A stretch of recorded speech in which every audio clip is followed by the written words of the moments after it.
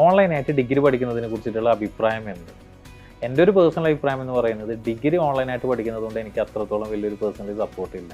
P G ആണെന്നുണ്ടെങ്കിൽ 100% സപ്പോർട്ടാണ്. കാരണം ഡിഗ്രിക്ക് കിട്ടിയ സെയിം തിയറിറ്റിക്കൽ നോളജ് തന്നെയാണ് പി ജിക്കും കിട്ടുന്നുള്ളത്. അവിടെ പിന്നെ ഒരു പുതിയൊരു എക്സ്പ്ലോറേഷനോ പുതിയൊരു നേട്ടങ്ങളോ സംഭവങ്ങളോ ഒന്നുമില്ല.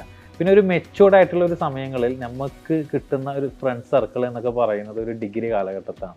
ഈ ഡിഗ്രി കാലഘട്ടത്തിലാണ് നമുക്ക് ക്യാമ്പസ് ലൈഫും അതുപോലെ തന്നെ പല ഫ്രണ്ട്സും അതുപോലെ തന്നെ പല അനുഭവങ്ങളും പല മറക്കാൻ പറ്റാത്ത സംഭവങ്ങളൊക്കെ കിട്ടുന്നത്. അപ്പോൾ ഇത് ഒരു വളരെ ഇൻട്രോവേർട്ടായിട്ട് ഇതിലൊന്നും താല്പര്യമില്ലാത്തൊരു കുട്ടിയാണെങ്കിൽ ഓൺലൈനിൽ പഠിച്ചോട്ടെ.